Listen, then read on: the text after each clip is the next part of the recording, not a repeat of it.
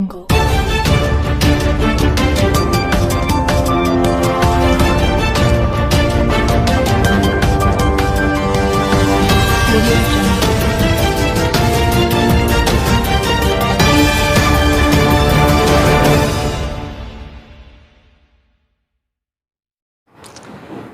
کا دن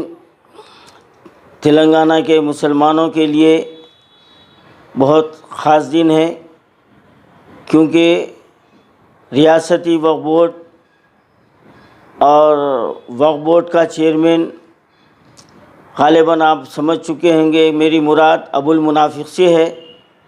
کہ اس ابو المنافق کی وجہ سے ریاست کے مسلمانوں کو جو تکالیف کا سامنا کرنا پڑا ہے،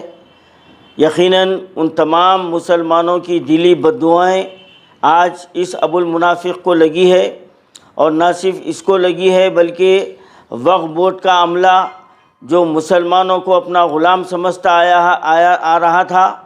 اور وقف بورڈ کو اپنی موروثی جاگیر سمجھتے ہوئے مسلمانوں پر ظلم کے پہاڑ توڑے جا رہے تھے، اور ایک چھوٹی کارروائی کے لیے ہزاروں روپے رشوت مانگی جا رہی تھی۔ آج اللہ تعالیٰ نے ان پر اپنا دائرہ تنگ کر دیا ہے، اور آج اسمبلی میں جناب KCR صاحب نے وقف بورڈ کے تعلق سے CBCID کی انکوائری کا اعلان کیا ہے، اور اس کے کارروائی کے آغاز ہونے کا بھی تیقن دیا ہے۔ یہ بڑی خوشائن بات ہے، اور میں یہ سمجھتا ہوں کہ اگر یہ تحقیقات غیر جانبدار ہوئے تو یقیناً نہ صرف ابو المنافق بلکہ بورڈ کے عملے کے کئی لوگ جو میں سمجھتا ہوں، بلکہ میرا یقین ہے کہ وقف بورڈ میں کام کرنے والا ہر شخص کروڑ پتی ہے، کیونکہ یہ رشوت کا بازار اتنا گرم کیے ہوئے ہیں کہ بغیر رشوت کے یہ لوگ کوئی کام نہیں کرتے۔ تو میں چیف منسٹر صاحب سے یہ اپیل کرتا ہوں کہ آپ اس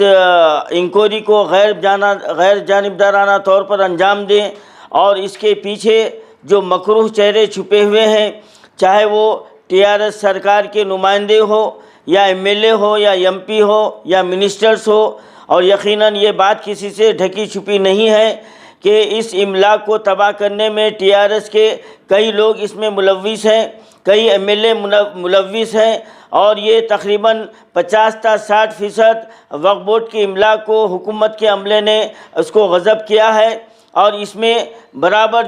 اس ابو المنافق کا ہاتھ رہا ہے اور تمام عملے کا ہاتھ رہا ہے۔ اور یہ ابو المنافق کبھی اپنے عملے کے خلاف کوئی قدم نہیں اٹھایا، کیونکہ یہ جانتا ہے کہ اگر یہ ان کے خلاف اٹھائیں گے تو وہ تمام مل کے اس کی خبر کھود دیں گے۔ لیکن یہ خدا کی قدرت ہے کہ اللہ تعالیٰ نے مسلمانوں کی بددعاؤں کو سن کر آج اس کے تعلق سے بہت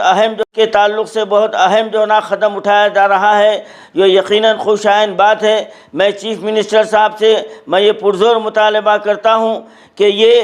انکوائری غیر جانبدار ہونی چاہیے، اور جو خاطی اس میں نکلے ہیں ان کو تمام کو سخت سے سخت سزا ہونی چاہیے، اور جتنے مسلمانوں کے املاک کو تباہ کیا گیا ہے وہ دوبارہ واپس مسلمانوں کے حوالے کرنا چاہیے۔ اور میں آخر میں جناب اکبر الدین اویسی صاحب فلور لیڈر کا میں شکریہ ادا کرتا ہوں کہ انہوں نے بروقت اسمبلی میں آواز کو اٹھایا، اور الحمدللہ آج انکوائری کے لیے احکامات جاری، اس کے انتظامات شروع ہو چکے ہیں۔ یہ مسلمانوں کے لیے بہت اچھی بات ہے، اور میں بس اس کے لیے شرط یہ ہے کہ یہ غیر جانبدارانہ طور پر یہ تحقیقات ہونی چاہیے، اور اگر اس میں بڑے سے بڑا عہدیدار بھی اگر خاطی نکلے تو اس کو سخت سے سخت سزا ملنی چاہیے۔ یہی آل انڈیا جی حضرت، میرا ایک سوال ہے، سے لگاتار کیس یہ لوگ حرامین کے، اس کی کیا وجہ ہے؟ بہت اہم سوال آپ نے پوچھا ہے کہ اس کی خاص وجہ یہی ہے کہ جو ابو المنافق اس وقت چیئرمین بن کر بیٹھا ہوا ہے،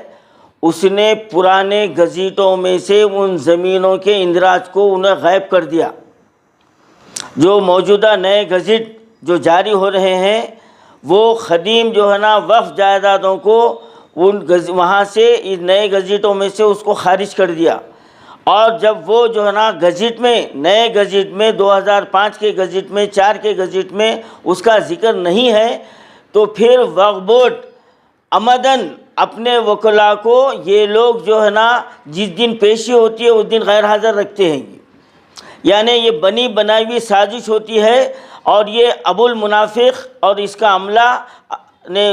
مد مخالف سے مل کر کیس کو یہ خود کمزور کرتے ہیں، اور دوسری طرف وکیلوں کو کی فیس کی ادائیگی کے نام پر روزانہ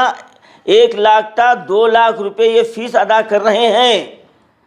یہ ان کے باپ کی گھر کی میراث نہیں ہے، مسلمانوں کا جو ہے نا پیسہ ہے یہ، اور یہ ادھر سے عوام کو یہ بیوقوف بنا رہے ہیں کہ ہم جو ہے نا کیس لڑ رہے ہیں، لیکن کوئی کیس آج تک نہیں جیتے یہ، اور کوئی جو ہے نا ناجائز قبضے کو یہ اپنے قبضے میں نہیں لیے۔ یہ تاریخ وقف بورڈ کی، اور یہ ابو المنافق کا یہ سب سے بڑا جو ہے نا کارنامہ ہے جو اس نے وقف بورڈ کے املاک کو تباہ کیا ہے، اور ہزاروں ایکڑ